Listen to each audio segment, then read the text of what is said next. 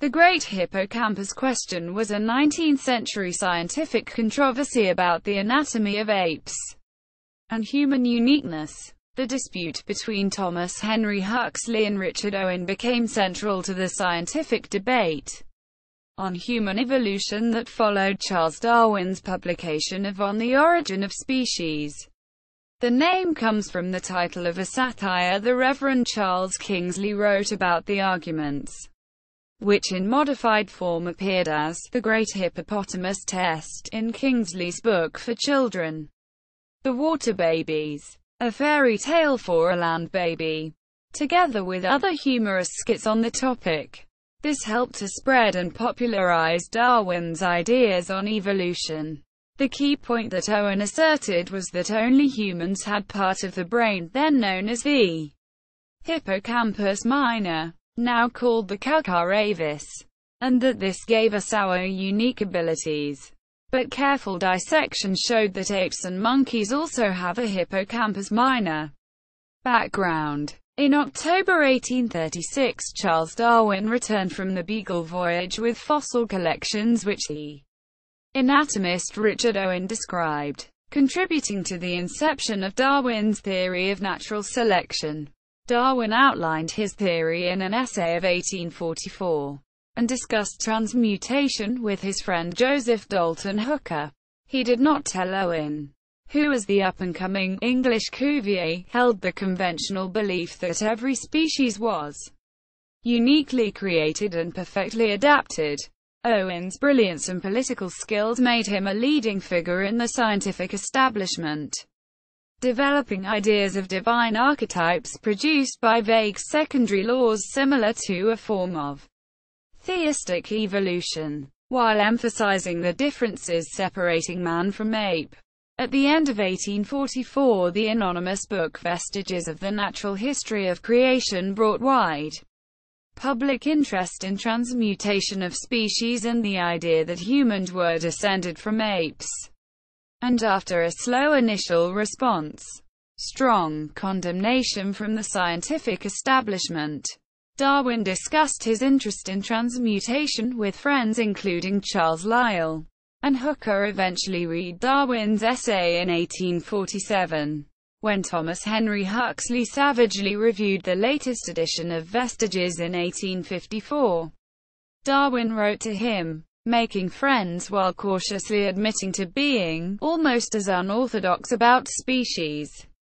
Huxley had become increasingly irritated by Owen's condescension and manipulation, and having gained a teaching position at the School of Mining, began openly attacking Owen's work. Hippocampus minor. In 1564, a prominent feature on the floor of the lateral ventricles of the brain was named the hippocampus by Aranzi, as its curved shape on each side supposedly reminded him of a seahorse.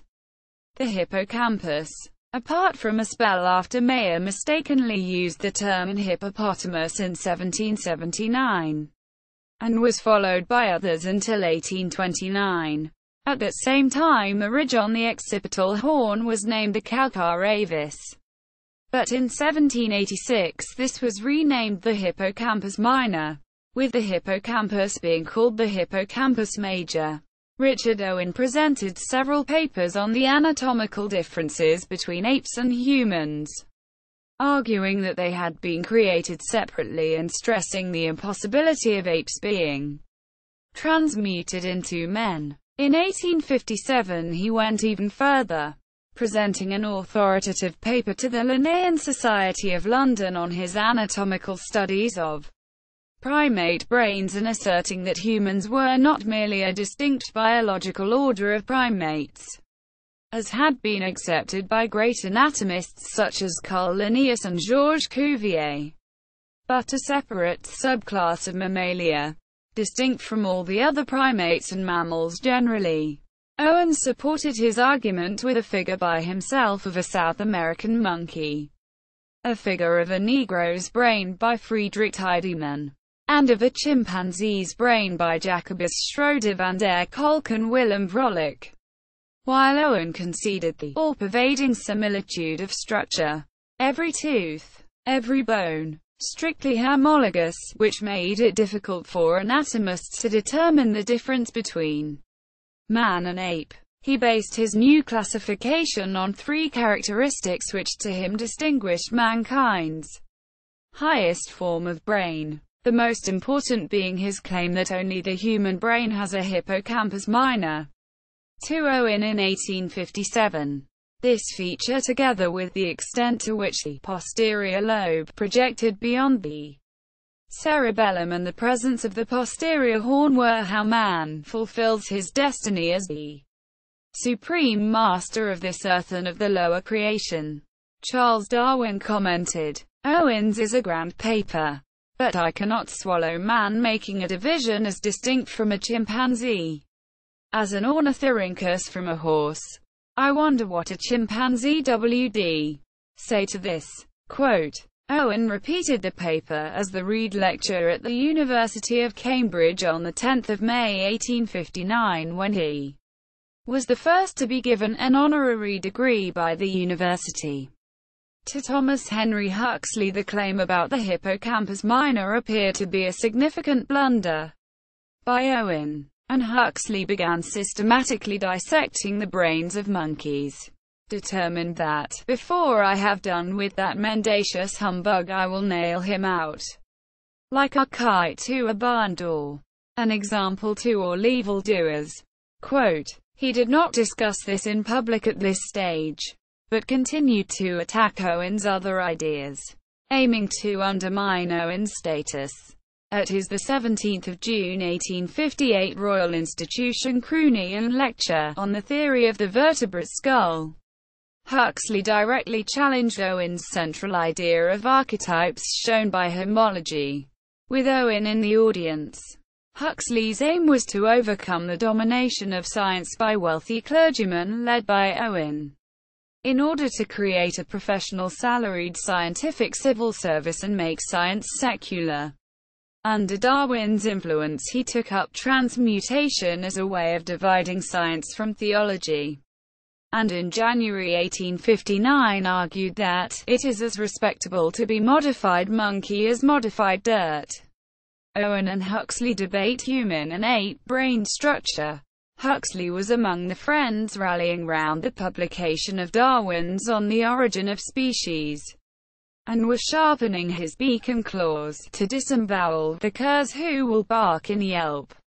Charles Kingsley was sent a review copy, and told Darwin that he had, long since, from watching the crossing of domesticated animals and plants, learnt to disbelieve the dogma of the permanence of species. Darwin was delighted that this celebrated author and divine had gradually learnt to see that it is just as noble a conception of the deity to believe that he created a few original forms, capable of self-development into other and needful forms, as to believe that he required a fresh act of creation to supply the voids caused by the action of his laws. Quote, while reviews were by custom anonymous, their authors were usually known.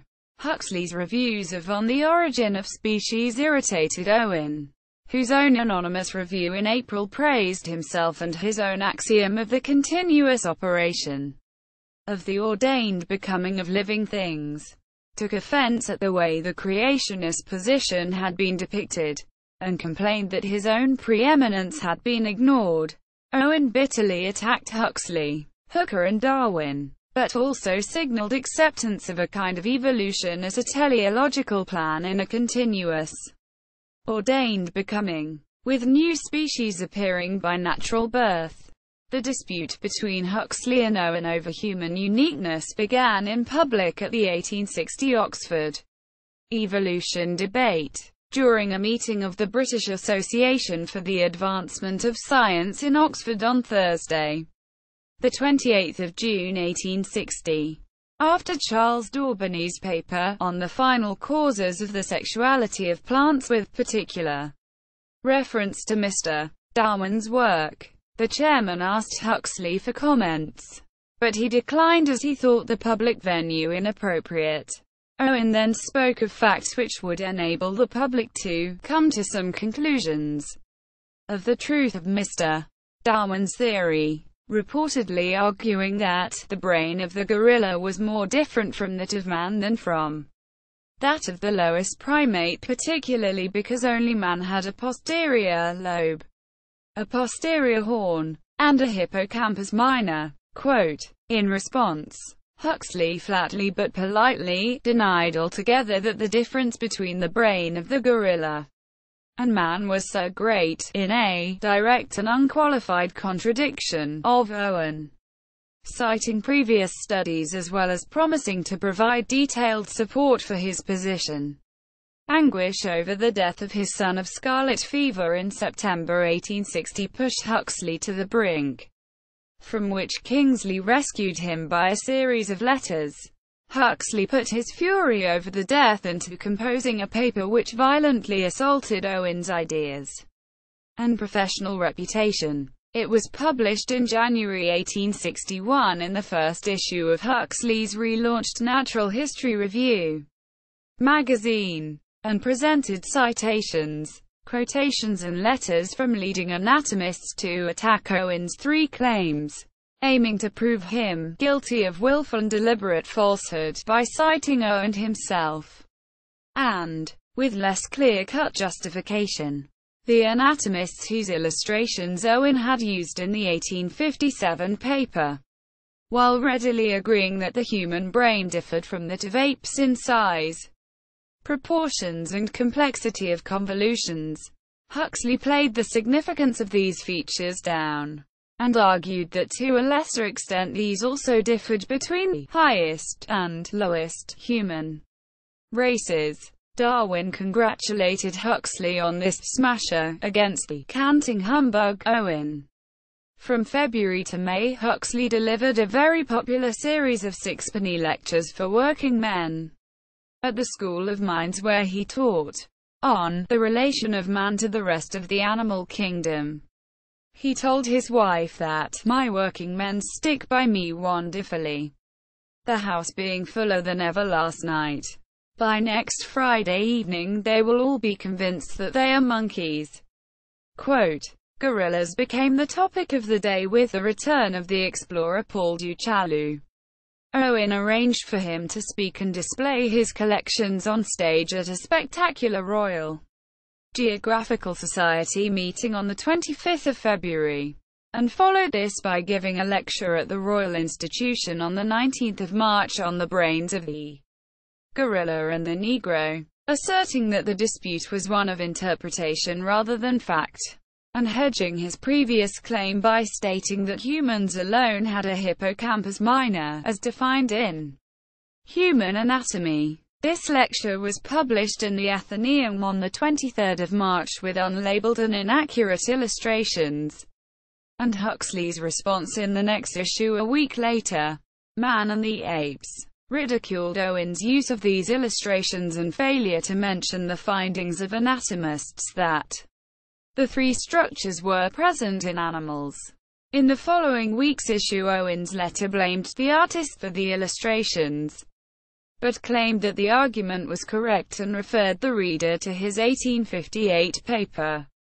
In the Athenaeum of 13 April, Huxley responded to this repetition of the claim by writing that life is too short to occupy oneself with the slaying of the slain more than once.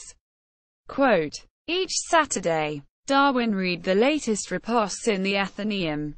Owen tried to smear Huxley by portraying him as an advocate of man's origins from a transmuted ape, and one of his contributions was titled, Ape Origin of Man as Tested by the Brain.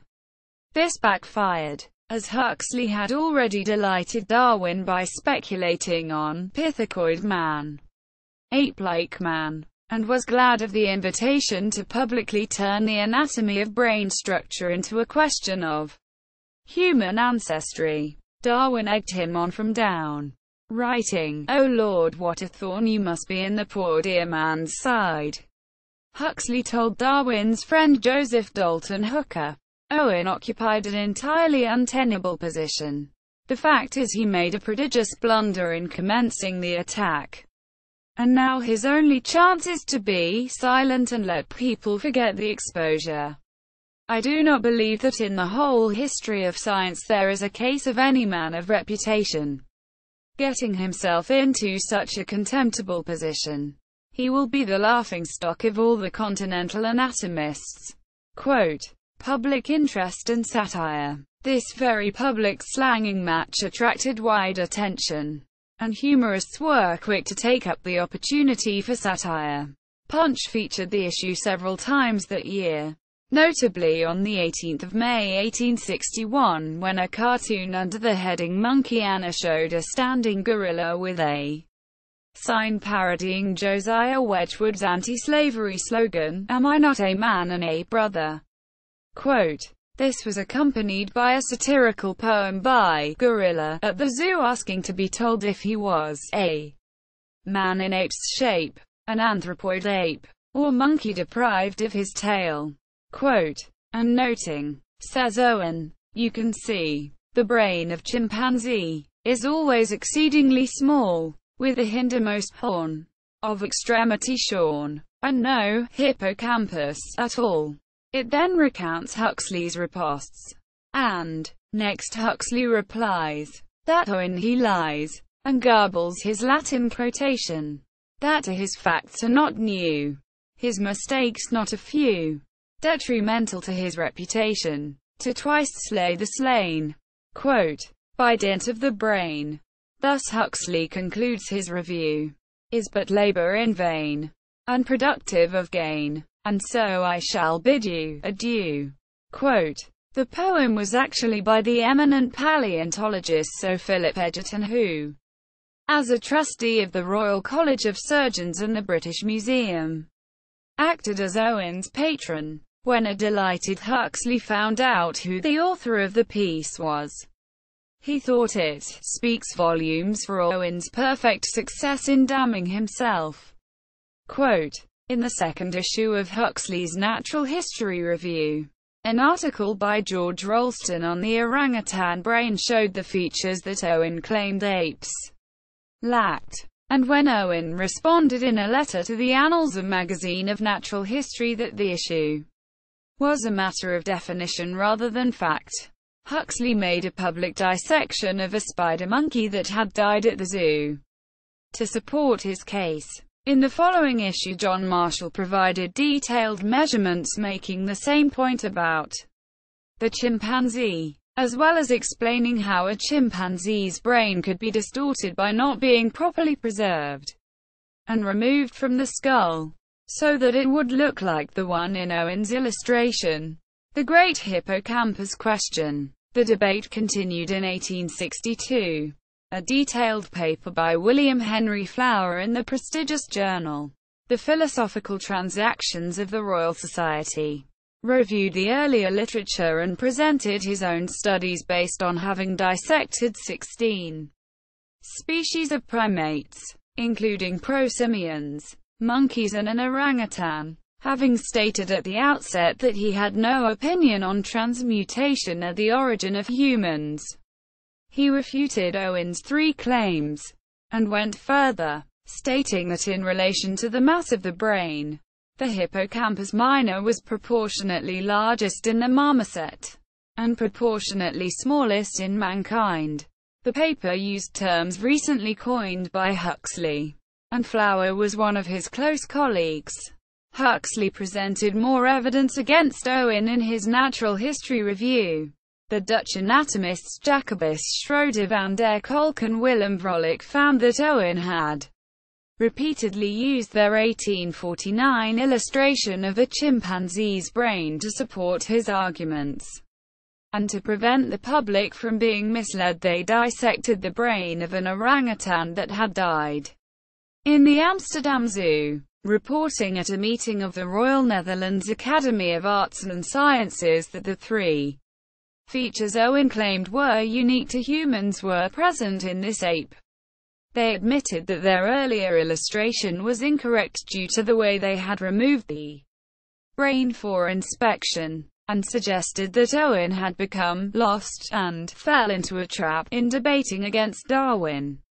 Huxley reprinted the report in French. In his review, his confrontations with Owen went on. At the 1862 British Association meeting in Cambridge that year, Owen presented two papers opposing Darwin. One claimed that the adaptations of the eye disproved evolution, and the second paper reiterated Owen's claims about human brains being unique, as well as discussing the question of whether apes have toes or thumbs. Huxley said Owen appeared to be lying and shuffling, and Huxley's allies presented successive attacks on Owen. This was the first British Association annual meeting attended by Charles Kingsley, and during the meeting he produced a privately printed satirical skit on the argument, a little squib for circulation among his friends, written in the style of the then popular stage character Lord Dundreary, a good-natured but brainless aristocrat known for huge bushy sideburns and for mangling proverbs or sayings and Dundrearyisms. The skit was titled Speech of Lord Dundreary in Section D. On Friday last, on the Great Hippocampus Question, we were very much delighted, and I may say, quite interested, to find that we had all hippopotamuses in our brains. Of course they're right, you know, because seeing's believing. Certainly, I never felt one in mine.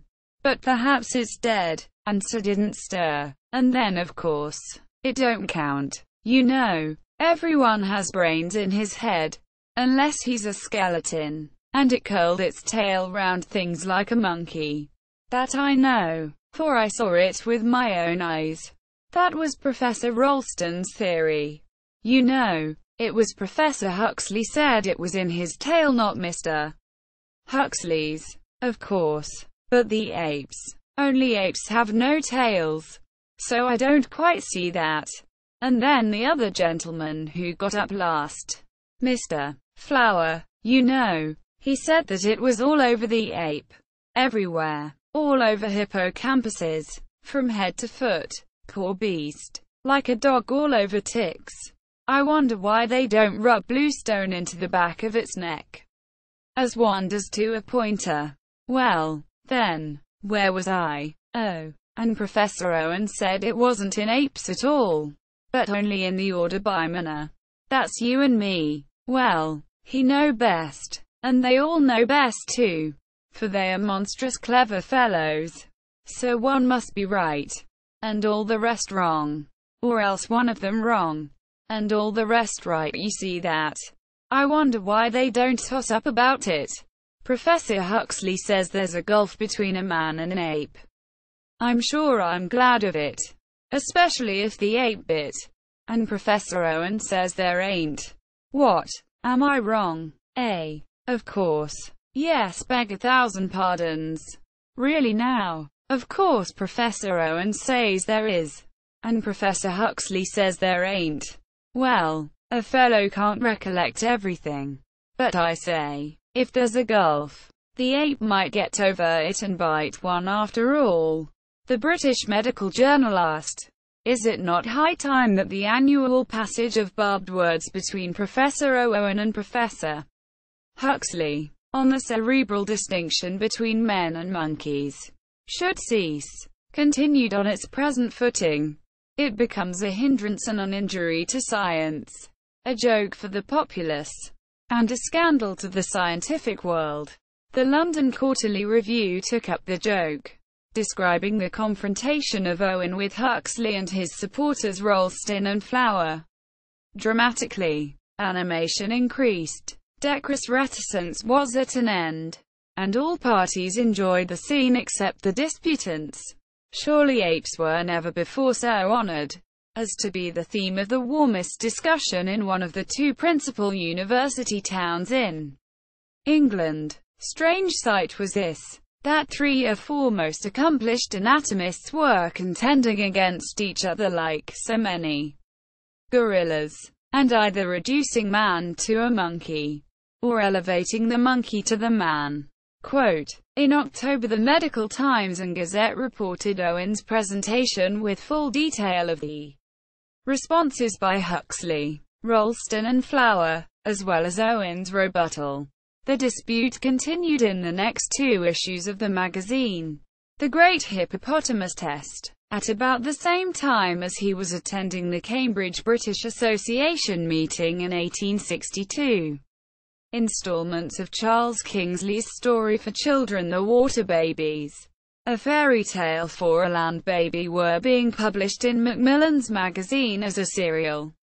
Kingsley incorporated material modified from his skit about Dundreary's speech on the Great Hippocampus Question, as well as other references to the protagonists, the British Association, and notable scientists of the day. When the protagonist Tom is turned into a water baby by the fairies, the question is raised that if there were water babies, surely someone would have caught one and put it into spirits, or into the illustrated news, or perhaps cut it into 2 halves. Poor dear little thing. And sent one to Professor Owen, and one to Professor Huxley, to see what they would each say about it. As for the suggestion that a water baby is contrary to nature, you must not say that this cannot be, or that that is contrary to nature. You do not know what nature is, or what she can do, and nobody knows, not even Sir Roderick Murchison, or Professor Owen, or Professor Sedgwick, or Professor Huxley, or Mr. Darwin, or Professor Faraday, or Mr. Grove, or any other of the great men whom good boys are taught to respect. They are very wise men, and you must listen respectfully to all they say. But even if they should say, which I am sure they never would, that cannot exist, that is contrary to nature, you must wait a little, and see. For perhaps even they may be wrong. Keeping up an even-handed treatment. Kingsley introduced as a character in the story Professor Ptthmllnsprts. Put them all in spirits. As an amalgam of Owen and Huxley. Satirizing each in turn. Like the very possessive Owen, the professor was very good to all the world as long as it was good to him. Only one fault he had, which cock-robins have likewise, as you may see if you look out of the nursery window, that, when anyone else found a curious worm, he would hop round them, and peck them, and set up his tail, and bristle up his feathers, just as a cock-robin would, and declare that he found the worm first, and that it was his worm, and, if not, that then it was not a worm at all. Like Huxley, the professor had not the least notion of allowing that things were true, merely because people thought them beautiful. The professor, indeed, went further, and held that no man was forced to believe anything to be true, but what he could see, hear, taste, or handle. A paragraph on the Great Hippopotamus Test opens with the professor, like Huxley, declaring that apes had hippopotamus majors in their brains just as men have. But then, like Owen, presenting the argument that, if you have a hippopotamus major in your brain, you are no ape. He held very strange theories about a good many things. He had even got up once at the British Association, and declared that apes had hippopotamus majors in their brains just as men have, which was a shocking thing to say. For, if it were so, what would become of the faith, hope, and charity of immortal millions? You may think that there are other more important differences between you and an ape, such as being able to speak, and make machines, and know right from wrong, and say your prayers, and other little matters of the kind. But that is a child's fancy. My dear, nothing is to be depended on but the Great Hippopotamus Test. If you have a hippopotamus major in your brain, you are no ape, though you had 4 hands, no feet, and were more apish than the apes of all aperies. But if a hippopotamus major is ever discovered in one single ape's brain, nothing will save your great-great-great-great-great-great-great-great-great-great-great-greatest grandmother from having been an ape too.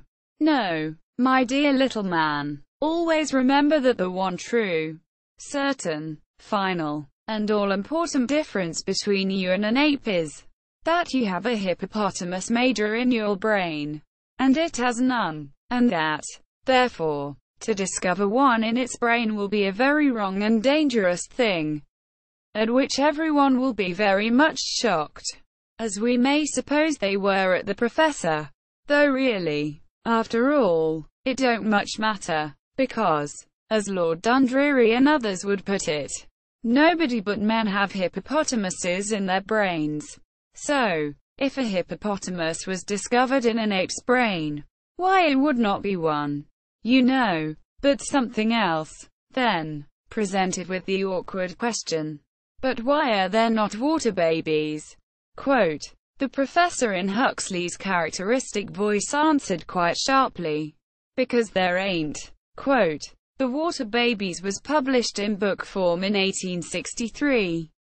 And in the same year an even more satirical short play was published anonymously by George Pycroft, in a report of a sad case recently tried before the Lord Mayor.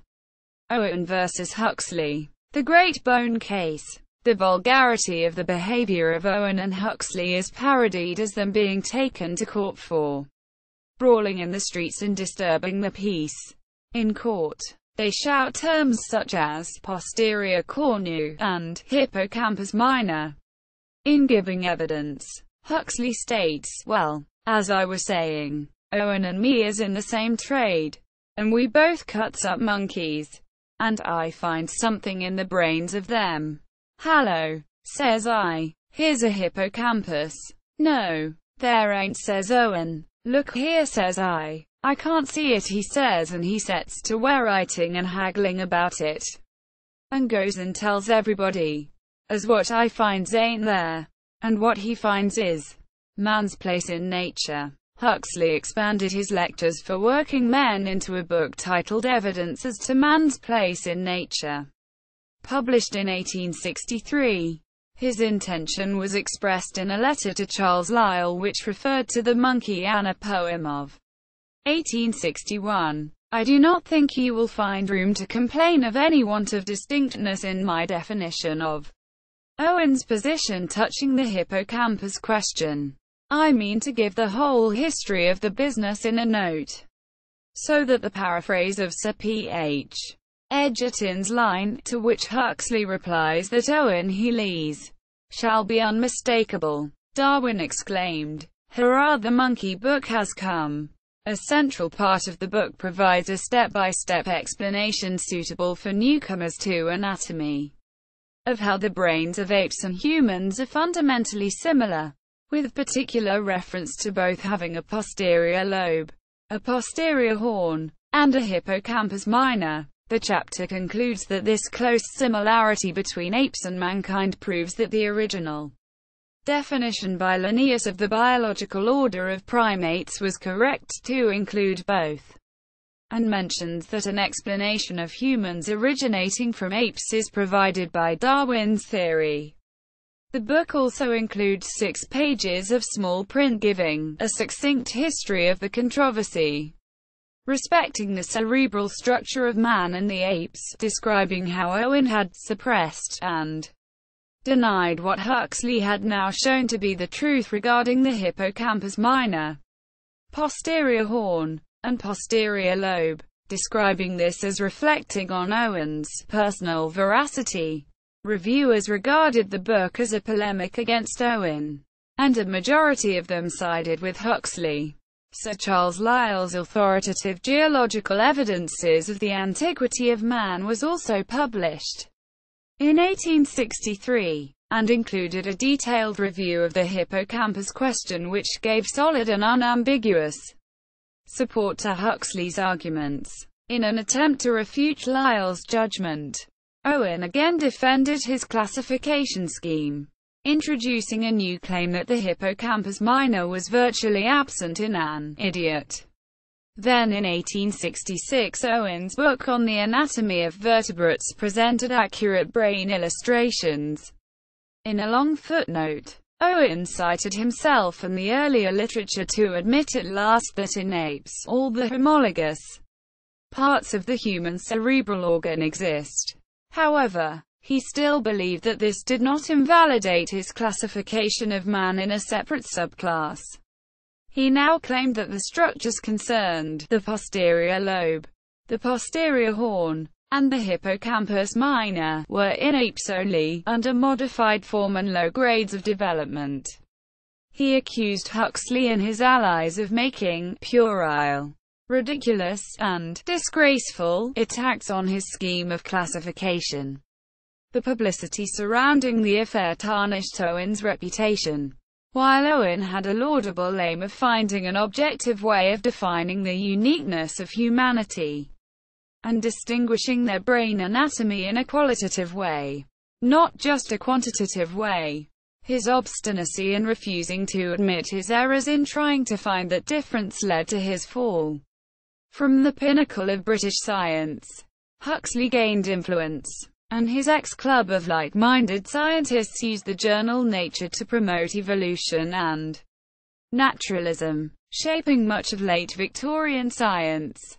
Even many of his supporters, including Charles Lyell and Alfred Russel Wallace, thought that though humans shared a common ancestor with apes, the higher mental faculties could not have evolved through a purely material process.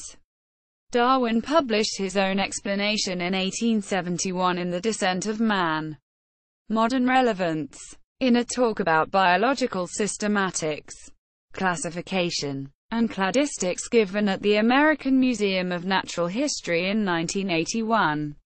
The paleontologist Colin Patterson discussed an argument put in a paper by Ernst Mayr that humans could be distinguished from apes by the presence of Broca's area in the brain.